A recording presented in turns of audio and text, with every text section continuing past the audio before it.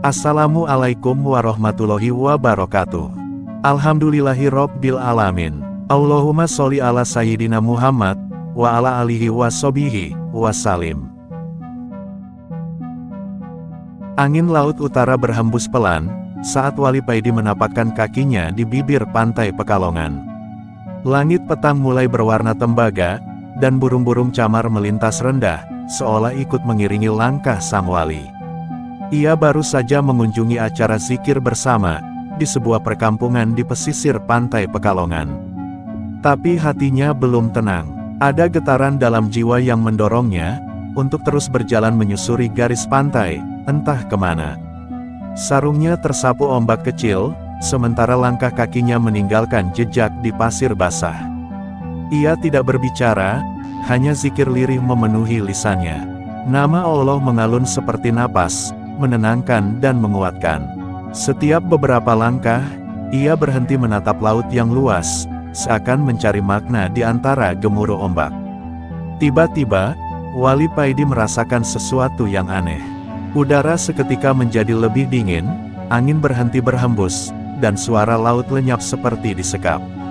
Ia melihat ke sekeliling, tidak ada lagi burung camar, tak tampak satu pun nelayan. Bahkan jejak kakinya di pasir pun menghilang begitu saja. Di hadapannya, muncul dua buah batu besar menjulang. Padahal sebelumnya, tempat itu hanyalah hamparan pasir datar. Batu itu membentuk gerbang, seperti gapura, namun terbuat dari karang biru kehitaman. Di tengah gerbang itu terukir simbol-simbol asing, memancarkan cahaya kehijauan yang berkedip halus. Wali Paidi mendekat, langkahnya mantap, meski tubuhnya diselimuti sensasi seperti terhisap. Setiap langkah, terasa seperti ditarik oleh kekuatan dari balik gerbang. Tiba di depan gapura, tubuhnya terasa ringan, dan pandangannya buram.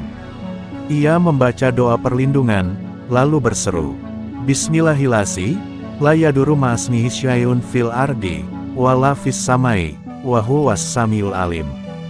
Begitu lafaz itu selesai, langit di atasnya berubah. Warna biru langit memudar, menjadi ungu gelap. Cahaya seperti kabut, menyelimuti tubuhnya. Ombak laut tak lagi bergemuruh, melainkan bergelombang perlahan tanpa suara. Waktu terasa berhenti. Ia menengok ke belakang, pantai Pekalongan telah menghilang. Yang tersisa hanyalah perairan bening berkilau, pasir berwarna putih keperakan, dan aroma garam laut yang wangi seperti bunga. Ia telah memasuki dimensi lain, alam gaib yang tak tampak oleh manusia biasa. Wali Paidi berdiri di perbatasan dunia kasat mata dan dunia makhluk halus. Terdengar gema halus dari kejauhan. Seolah-olah ada bisikan yang memanggil namanya dari balik gerbang. Tapi ia tak gentar. Ia tahu, setiap perjalanannya selalu penuh misteri yang tak terduga. Dan kali ini, langkahnya membawanya bukan hanya ke wilayah asing, tapi ke pusat kekuasaan gaib, yang telah lama tertutup dari dunia manusia, Kerajaan Laut Pantai Utara. Tanpa ragu, Wali Paidi melangkah melewati gerbang karang bercahaya. Sebuah cahaya lembut menyambutnya, dan petualangan di alam gaib pun dimulai. Begitu Wali Paidi melangkah melewati gerbang bercahaya itu, tubuhnya terasa melayang sejenak, seperti diselimuti awan lembut. Ia kemudian menapakkan kaki di sebuah daratan aneh, hamparan pasir berkilauan seperti kristal. Air laut mengalir pelan di udara tanpa jatuh, dan langit memancarkan cahaya redup kehijauan. Inilah dunia gaib yang tersembunyi dari mata manusia biasa. Sebuah alam dimensi antara nyata dan gaib, wilayah tak bertuan bagi manusia. Belum sempat ia melangkah lebih jauh, dari balik kabut laut, muncul dua sosok tinggi besar. Tubuh mereka berwarna perak berkilau, matanya menyala merah samar, dan suara mereka menggema, seperti suara dari dalam gua. Keduanya mengenakan baju perang dari sisik ikan, dan membawa tombak panjang yang melengkung di ujungnya. Salah satu dari mereka berteriak keras, "Manusia, siapa kau yang berani melintasi gerbang tanpa izin Ratu Lanjar?" Wali Paidi tetap berdiri tenang. Peci hitamnya tak bergeser, sorot matanya teduh namun tajam. Ia menjawab dengan suara pelan tapi jelas. Aku hanyalah seorang hamba Allah, yang berjalan mengikuti takdir. Aku tidak berniat mengganggu, apalagi menyerang. Jika aku sampai di sini, itu karena kehendak Tuhan yang Maha mengatur segala perlintasan. Penjaga kedua melangkah maju, mengacungkan tombaknya. Jangan bermain kata, tempat ini terlarang bagi manusia. Kecuali bagi mereka yang membawa darah leluhur pelaut agung, atau memiliki restu dari alam. Wali Paidi mengangguk perlahan. Kalau aku membawa niat buruk, silahkan kalian binasakan. Tapi jika niatku tulus, biarkan aku menjalankan amanah yang belum ku ketahui isinya. Penjaga pertama mulai mengelilingi Wali Paidi. Ia membaca mantra dalam bahasa gaib, memunculkan lingkaran cahaya biru di sekitar tubuh sang wali. Tapi tidak terjadi apa-apa. Wali Paidi tetap berdiri, bahkan dari tubuhnya, perlahan muncul aura lembut kekuningan, yang menyatu dengan pasir dan kabut sekitar. Penjaga kedua mulai goyah, ia memelototi temannya dan berbisik. Lihat cahaya itu bukan dari dunia ini. Tapi penjaga pertama masih ragu, lalu mengeluarkan tantangan. Kalau kau benar-benar bukan ancaman, jawab satu pertanyaanku. Siapa nama pemilik laut dan seluruh makhluk di dalamnya? Wali Paidi menjawab, Allah Subhanahu wa Ta'ala, Rob semesta alam. Dialah yang menciptakan bumi, laut, langit, jin, manusia, dan makhluk antara. Tidak ada satu zarah pun di laut ini yang lepas dari pengaturannya. Begitu mendengar nama Allah disebut, kedua penjaga terdiam. Cahaya merah di mata mereka meredup, dan tombak mereka perlahan diturunkan. Salah satunya bahkan mengatupkan tangan di dada, sebuah salam khas para makhluk gaib, yang menghormati utusan langit. Penjaga pertama akhirnya berkata, sudah ribuan tahun, tak ada manusia menyebut nama itu di sini, bahkan para raja pun enggan mengingatnya. Wali Paidi melangkah maju, maka biarkan aku menjadi pengingat itu. Aku datang bukan membawa senjata, tapi cahaya. Bukan untuk memerintah, tapi untuk mengingatkan. Setelah saling pandang sejenak, kedua penjaga membuka jalan. Mereka menunjuk ke arah utara, di mana kabut mulai menipis, dan tampak bayangan bangunan megah seperti istana terapung. Dahulu kala, ada utusan seperti engkau, yang datang membawa risalah seperti yang engkau ucapkan saat ini. Kami akan mengantarmu, tapi berhati-hatilah. Ratu Lanjar tak mudah percaya pada siapapun, terlebih manusia. Wali Paidi mengangguk, langkahnya ringan, tapi hatinya bersiap. Ia tahu, ujian sesungguhnya belum dimulai. Di balik istana itu, menanti dunia yang jauh lebih dalam, penuh rahasia, dan mungkin, pertarungan batin yang lebih berat, dari sekadar tombak dan pedang.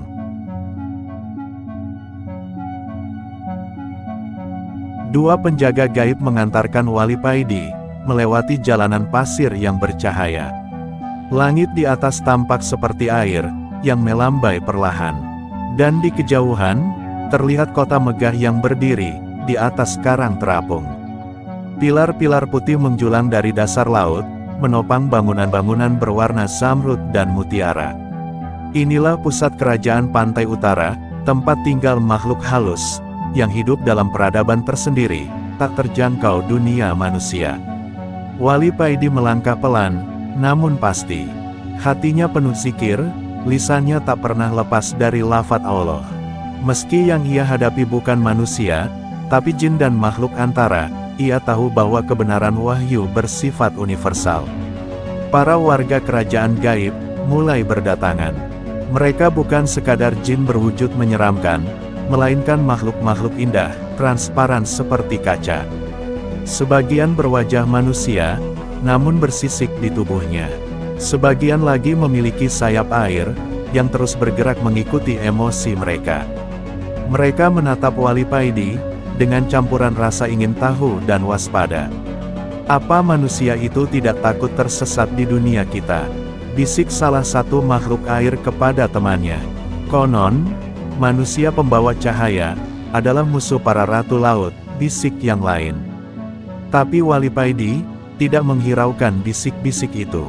Ia tetap menebar senyum, menyapa siapa saja yang ditemuinya, termasuk anak-anak gaib, yang mendekat dengan wajah penasaran.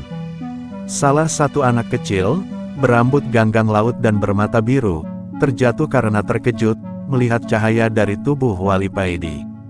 Sang wali segera memungutnya, meniup luka di lututnya, lalu membacakan doa penyembuh. Seketika cahaya kecil keluar dari tangannya, dan luka itu sembuh.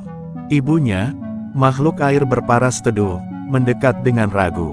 "Siapa engkau, manusia? Mengapa kau bisa menyentuh anak kami tanpa menyakiti?" Wali Paidi menjawab lembut, "Karena cinta tak mengenal bentuk tubuh.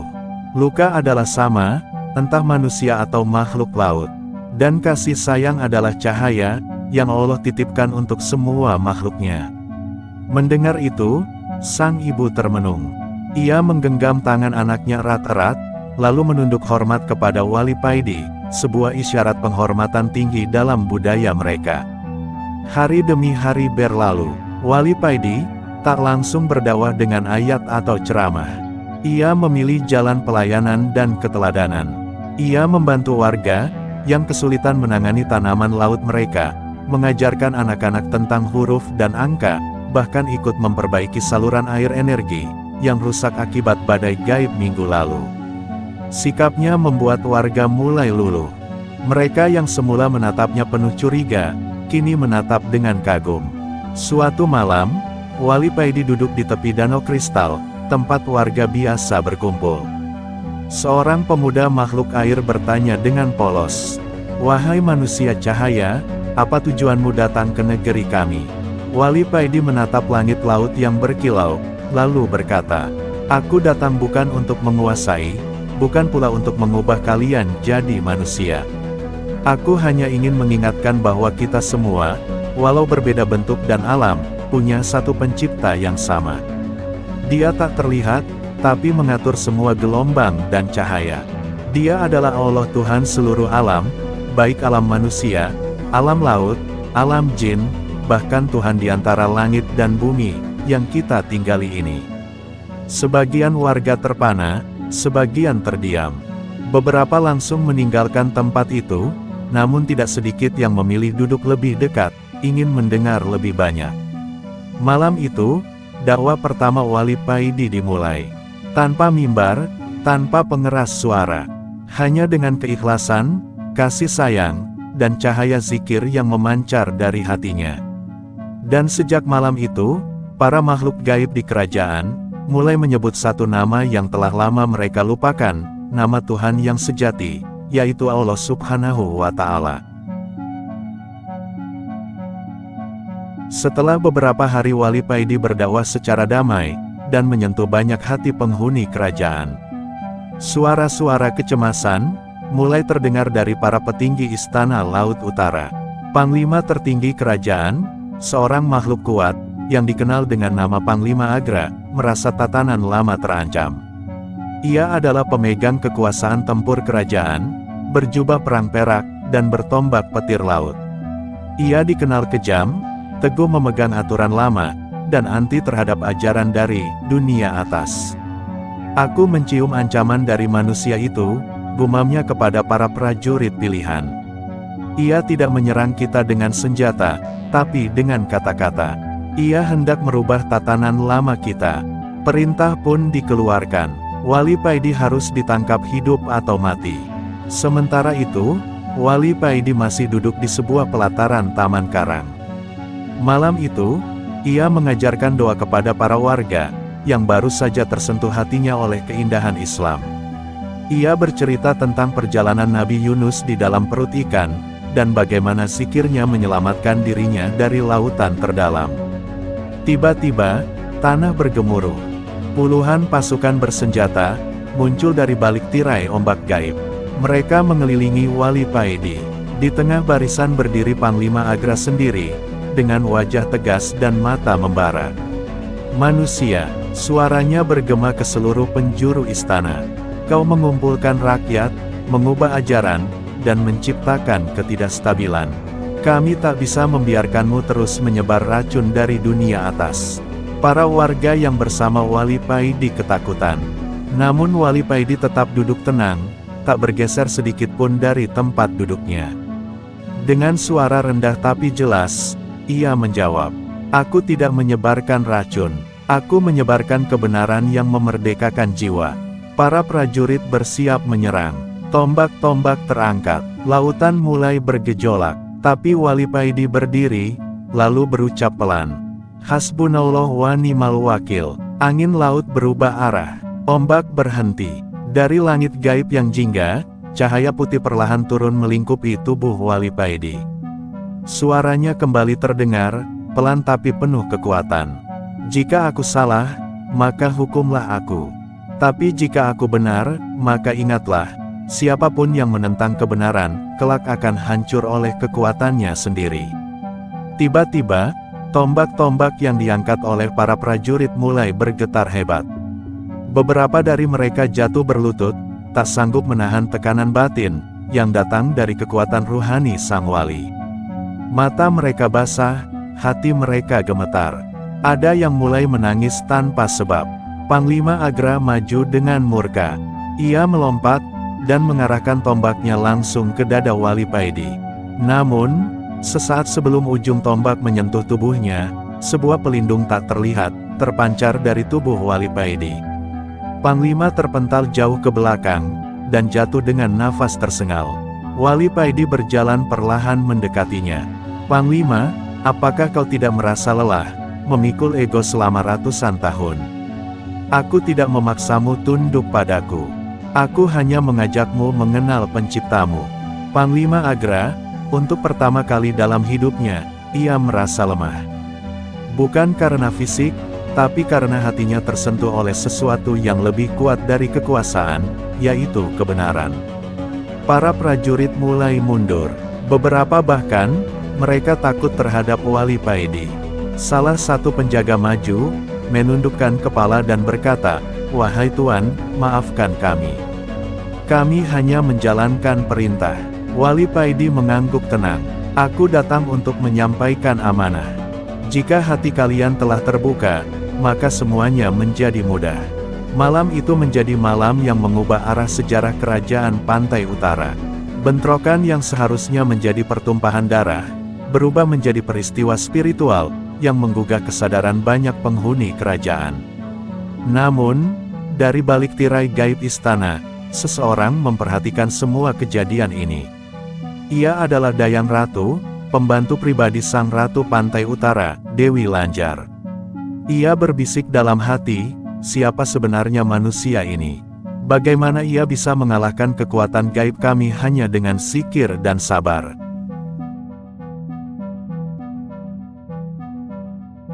Pagi di kerajaan Pantai Utara, tak seperti pagi di dunia manusia. Matahari tak terlihat, tapi cahaya temaram senantiasa menggantung di langit laut yang hijau kebiruan. Gemercik air di udara menjadi nyanyian alam, dan gelembung-gelembung kecil beterbangan, seolah menyambut sesuatu yang besar akan terjadi. Pagi itu, dari arah gerbang laut, datang utusan resmi kerajaan, 4 makhluk berjubah biru laut, dengan wajah tertutup kerudung kristal. Mereka tak berkata sepatah pun, hanya menyampaikan undangan, berbentuk gulungan karang bercahaya kepada Wali Paidi. "Ratu Lanjar memanggilmu ke singgasana mutiara. Tak boleh ditolak, tak boleh ditunda." Wali Paidi menerima undangan itu dengan senyuman. Ia tahu, ini bukan sekadar panggilan biasa. Ini adalah pertemuan besar, antara kekuasaan dunia gaib, dan nurani seorang hamba yang membawa cahaya langit. Dengan sarung yang sederhana, dan peci hitam yang setia menempel di kepala, ia bersiap melangkah. Perjalanan menuju istana, diiringi oleh 4 utusan kerajaan. Mereka melintasi lorong-lorong laut, yang berdinding karang hidup. Di kanan kiri, ikan-ikan besar berwarna emas berenang lambat, seolah memberi penghormatan. Beberapa makhluk gaib menunduk di kejauhan, berbisik pelan. Itulah manusia pembawa cahaya, yang mengguncang pasukan bayangan dengan zikirnya. Tiba di gerbang utama, berdirilah 2 patung raksasa dari batu giok, menyerupai naga laut. Di baliknya, Tampak istana megah, bangunan bertingkat 5 yang melayang di atas pusaran air, dengan kubah berbentuk kerang raksasa, dan jembatan-jembatan dari cahaya hijau. Wali Paidi tak langsung dibawa menghadap ratu. Ia terlebih dahulu diarahkan ke sebuah ruang penerimaan tamu istana. Di ruangan itu, hadir seorang wanita anggun dari kalangan bangsawan laut, Dayang Agni, pemegang mandat kerajaan, dan tangan kanan Ratu Lanjar. Dayang Agni tak tampak seperti makhluk gaib biasa. Wajahnya bening seperti air murni, tubuhnya diselimuti jubah hijau dilapisi perak, dan rambutnya menjuntai seperti gelombang, yang tak henti bergerak. Tapi di balik keanggunannya, sorot matanya tajam, penuh penilaian. Ia menatap Wali Paidi lama, lalu berkata, "Manusia, kau datang bukan sebagai tawanan, juga bukan sebagai tamu. Kau adalah ketidakseimbangan, yang dibawa oleh cahaya." Wali Paidi menjawab tenang, "Jika yang kau maksud dengan ketidakseimbangan, adalah hadirnya pengingat akan Tuhan, maka memang begitulah cahaya bekerja." Ia tak bisa diam, melihat kegelapan terlalu lama.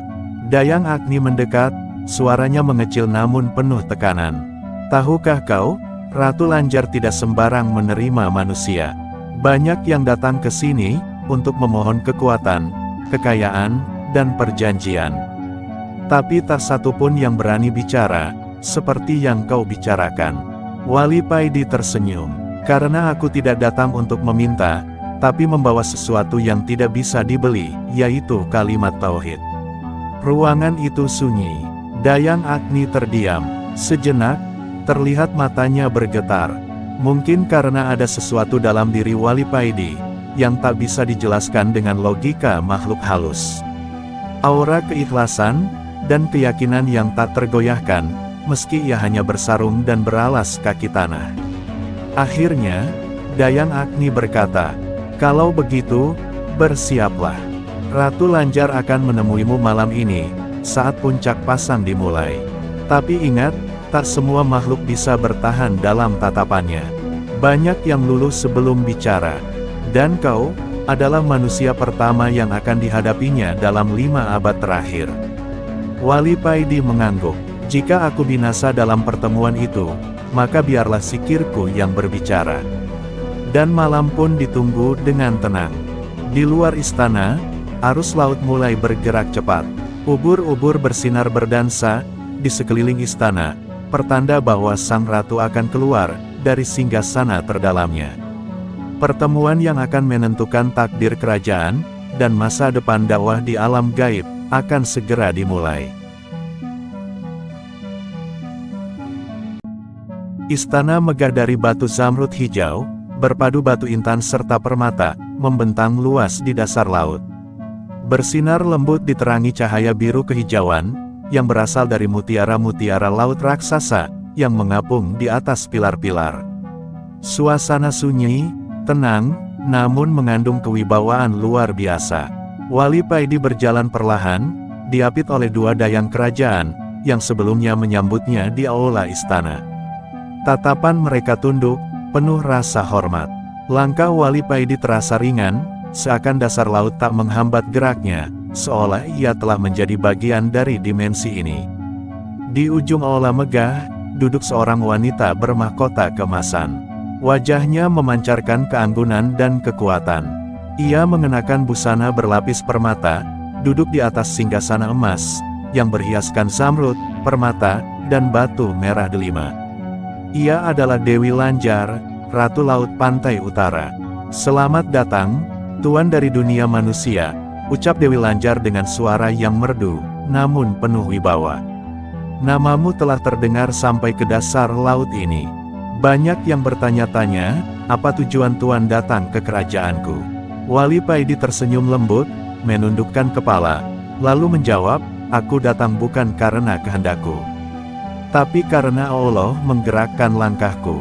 Aku tidak mencari kerajaan, tidak mengejar tahta, atau kemuliaan dunia. Aku hanya mengikuti cahayanya, dan ternyata sampai di sini." Dewi Lanjar menatapnya tajam, ada rasa penasaran sekaligus kewaspadaan. Banyak manusia yang datang ke laut, membawa keserakahan. Tapi kau membawa kalimat Allah dalam setiap ucap dan napasmu. Siapa sebenarnya kau, Tuan? Tanya Dewi Lanjar, dengan aura penuh keanggunan. Seorang fakir, yang hanya ingin menyampaikan kebenaran. Kebenaran yang menyelamatkan. Aku melihat rakyatmu, banyak yang tersesat, memuja laut, mengandalkan kekuatan gaib, tanpa mengenal siapa penciptanya. Maka izinkan aku, menyampaikan sesuatu. Jawab Wali Paidi lembut namun tegas. Apakah kau hendak berdakwah padaku? Tanya Dewi Lanjar, tersenyum tipis. Aku bukan siapa-siapa, hingga bisa mengubah. Tapi jika engkau izinkan, aku ingin menyampaikan risalah dari langit.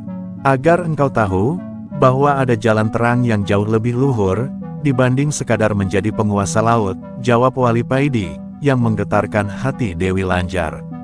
Sunyi beberapa detik, semua penghuni ruangan istana menunduk. Suasana terasa tegang, tapi penuh harap. Lalu Dewi Lanjar berkata perlahan, aku ingin mendengarnya. Tapi tidak sebagai ratu, aku ingin mendengarnya, sebagai perempuan yang mencari kebenaran. Wali Paidi mengangguk pelan. Ia lalu duduk bersila di lantai zamrud. Ia mulai membaca ayat-ayat suci dengan suara tenang, sejuk, penuh hikmah. Ayat tentang penciptaan langit dan bumi, tentang tauhid, tentang kekuasaan Allah yang mencakup seluruh jagat, termasuk lautan yang paling dalam. Dewi Lanjar termenung, mata indahnya mulai berkaca-kaca. Cahaya di sekeliling istana perlahan meredup, seakan ikut menyimak keheningan suci itu. Dayang-dayang tak berani bergerak, bahkan ikan-ikan pun berhenti berenang di luar kaca laut. Wali Paidi melanjutkan, membacakan kisah-kisah para nabi, dan para wali terdahulu. Mulai Nabi Sulaiman, yang hidup berdampingan dengan bangsa manusia, bangsa jin, maupun hewan. Tiba-tiba, Dewi Lanjar berdiri. Cukup, katanya lirih. Aku ingin menyendiri dulu. Ia pun bangkit, berjalan menuju ruang pribadinya dengan langkah ringan. Dayang-dayang membungkuk dalam. Wali Paidi hanya menunduk, diam dalam doa. Sore itu, di dasar Laut Pantura, seorang wali telah mengguncang hati sang ratu. Belum ada keputusan, tapi cahaya mulai menyusup, ke relung terdalam jiwa sang penguasa gaib. Di ruang istana yang hening, di bawah kilauan pilar-pilar kristal laut, dan cahaya hijau yang memancar dari dasar samudra, Wali Paidi duduk bersila dengan tenang. Di hadapannya, duduk Dewi Lanjar, sang penguasa kerajaan Laut Pantai Utara, duduk dengan anggun di atas singgasananya. Namun, sorot matanya tak lagi mengandung amarah, atau kecurigaan, melainkan penuh kegundahan, dan rasa keingintahuan. Aku tidak tahu, ujar Dewi Lanjar pelan. Mengapa hatiku terasa bergetar, setiap kali mendengar engkau membaca ayat-ayat itu. Padahal ribuan tahun, aku hidup di kedalaman ini, dalam kekuasaan, dalam kesendirian, dalam kesombongan, tapi kini, jiwaku seperti kosong, sangat kosong. Wali Paidi menatapnya lembut, tidak menggurui, tidak menekan. Itulah fitrah, Dewi, ucap Wali Paidi, suaranya pelan, namun menyejukkan. Manusia, jin, bahkan para makhluk halus sekalipun, semua diciptakan dengan hati, yang mengenal cahaya. Tapi seringkali cahaya itu tertutup debu nafsu, dan tirai kesombongan. Dewi Lanjar menghela napas panjang. Matanya berkaca-kaca, menatap jauh ke langit-langit istana, yang tembus pandang. Ia memandangi ikan-ikan besar, yang melintas seperti parade yang tak peduli akan waktu. Aku pernah mencintai manusia, lanjutnya lirih. Tapi aku ditolak dan dikhianati. Aku mendendam. Aku memilih menjadi penguasa laut, menaklukkan makhluk-makhluk gaib, dan membangun kerajaan ini. Tapi semua kemegahan ini, sepi, kosong, dan kini aku lelah. Wali Paidi hanya menjawab dengan senyuman dan kalimat singkat, tidak ada yang lebih indah daripada kembali. Dewi Lanjar terdiam, tangannya gemetar. Ia lalu berkata, ajarkan aku, bagaimana caranya kembali. Maka Wali Paidi pun mulai membimbingnya. Ia membacakan surat Al-Ikhlas, menjelaskan makna tauhid dengan lembut, tentang Allah yang Maha Esa, tidak beranak dan tidak diperanakan, tidak membutuhkan siapapun, dan tidak ada yang setara dengannya. Dewi Lanjar mendengarkan dengan sungguh-sungguh. Ia memejamkan mata. Suara Wali Paidi seakan menusuk relung jiwanya yang paling dalam. Air matanya menetes. Air mata seorang ratu lautan, yang telah ribuan tahun sulit untuk menangis. "Apakah aku masih diterima?" tanyanya dengan suara gemetar. Wali Paidi menjawab, "Allah Maha Pengampun. Bahkan lebih sayang kepada hambanya, daripada seorang ibu kepada anaknya. Tidak peduli seberapa kelam masa lalumu, selama engkau mau kembali dengan hati yang jujur, maka Allah akan menerimamu." Dewi Lanjar pun mengangguk. Ia bangkit berdiri, lalu duduk kembali di sebelah Wali Paidi, dengan sikap penuh kerendahan hati, yang belum pernah ditunjukkannya sebelumnya. "Aku bersaksi," ucapnya lantang, "bahwa tiada Tuhan selain Allah. Dan aku bersaksi bahwa Muhammad adalah utusan Allah." Seisi istana berguncang. Cahaya memancar dari tubuh Dewi Lanjar, seperti kabut hitam yang keluar dari jiwanya, dan berganti dengan cahaya putih yang murni. Para dayang dan prajurit laut, yang menyaksikan semuanya tertegun. Beberapa dari mereka ikut menangis haru, beberapa mulai bersujud syukur. Suara tasbih menggema di seluruh kerajaan laut, menggantikan musik gaib, yang biasanya dimainkan di dalam istana. Pembesar-pembesar jin dari penjuru samudera pun mulai berdatangan, merasa terpanggil oleh gelombang cahaya keimanan, yang memancar dari pusat kerajaan Laut Utara. Hari itu menjadi hari bersejarah. Dewi Lanjar, sang penguasa lautan pantai utara, secara terbuka kembali memeluk Islam, di hadapan Wali Paidi. Dan Wali Paidi, ia hanya menunduk penuh syukur. Tidak sedikit pun merasa hebat. Ia tahu, semua hanyalah karena rahmat dan kehendak Allah semata. Ia hanyalah alat, bukan sumber. Setelah malam yang penuh keberkahan, di mana Dewi Lanjar mengikrarkan 2 kalimat syahadat, di hadapan seluruh penghuni istana laut, suasana kerajaan pantai utara berubah drastis. Laut yang biasanya bergemuruh kini tenang, seperti ikut larut dalam suasana zikir. Istana yang megah dari mutiara, dihiasi batu zamrud serta permata, kini memancarkan cahaya kemasan. Bukan hanya dari bentuk fisiknya, tapi dari hati-hati yang mulai disinari iman. Keesokan harinya, Dewi Lanjar memanggil Wali Paidi ke sebuah ruangan tertutup, yang bahkan para dayangnya pun jarang memasukinya. Di dalam ruangan itu, dindingnya dihiasi relief kuno, dan ukiran simbol lautan dan bulan. Di tengah ruangan, ada sebuah peti berukir perak laut, yang dijaga oleh 2 makhluk penjaga, satu berbentuk ikan bersayap, satu lagi naga laut dengan sorot mata bijak. "Wahai Tuan Wali," ucap Dewi Lanjar, suaranya tenang tapi dalam. "Sudah saatnya engkau mengetahui, sesuatu yang hanya disampaikan pada mereka, yang membawa cahaya ke tempat ini." Dewi Lanjar membuka peti itu perlahan. Di dalamnya terdapat gulungan kitab tua, tulisannya beraksara kuno, yang hanya bisa dibaca dengan izin ilahi. Ketika Wali Paidi mendekat, tulisan itu seakan hidup, dan berubah menjadi bahasa yang bisa ia pahami. Kitab itu berisi perjanjian leluhur, antara para penguasa laut, dan para raja-raja agung di tanah Jawa.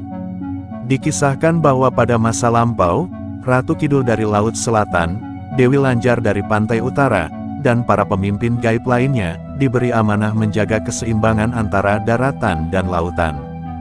Raja-raja Mataram dan Demak dahulu kala, menjalin hubungan spiritual, agar kekuasaan manusia tidak melukai lautan, dan sebaliknya, kekuatan gaib tidak mencelakai manusia. Namun seiring waktu, banyak manusia melupakan perjanjian itu. Kekuasaan membuat mereka angkuh. Laut dijarah, adat dilupakan, dan spiritualitas diganti dengan keserakahan. Maka muncullah konflik gaib, bencana, dan keguncangan alam. "Wahai Tuan Wali," bisik Dewi Lanjar, "aku sendiri telah hampir terjerumus dalam kesombongan kekuasaan. Tapi Allah masih berkenan memberi hidayah lewat engkau. Kini, aku ingin menunaikan kembali amanah lama itu, sebagai ratu yang tunduk kepada Allah. Wali Paidi tersenyum, menunduk dalam, lalu menjawab lirih, sungguh, siapa yang menjaga amanah Allah, maka Allah akan menjaganya. Hanya dengan Islamlah, hati makhluk laut dan darat, bisa bersatu dalam cinta dan harmoni. Dewi Lanjar lalu mengutus dayang-dayang terbaiknya, untuk menuliskan ulang perjanjian itu, kali ini dalam kalimat tauhid, agar kekuatan yang dijaga bukan lagi atas nama keturunan, tapi atas nama iman. Hari itu juga, Dewi Lanjar mengumumkan kepada seluruh rakyatnya, bahwa kerajaan pantai utara kini menjadi kerajaan damai, yang menjunjung tinggi nilai-nilai Islam. Dan membuka diri untuk makhluk-makhluk lain, yang mencari petunjuk ilahi. Usai menyelesaikan tugas mulianya, Wali Paidi pun bersiap untuk kembali ke dunia nyata. Gerbang gaib kembali terbuka, cahaya dari dalamnya menggulung pelan seperti ombak.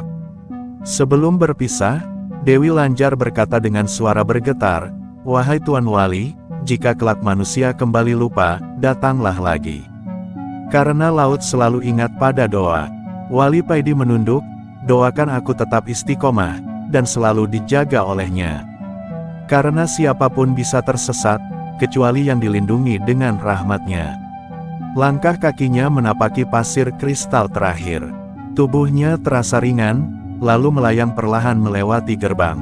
Saat ia membuka mata, ia telah kembali ke pantai utara Pekalongan. Ombak menyapa lembut, langit cerah, dan burung camar terbang di cakrawala. Ia memandang laut dengan tatapan haru dan berbisik, "Ya Allah, Engkau tunjukkan betapa luas kerajaan-Mu, bahkan di balik ombak yang tak kami duga." Wali Paidi lalu berjalan menyusuri pantai, kembali ke dunia manusia, meninggalkan jejak di pasir, yang kelak akan dihapus gelombang, tapi tak akan pernah hilang dari sejarah langit.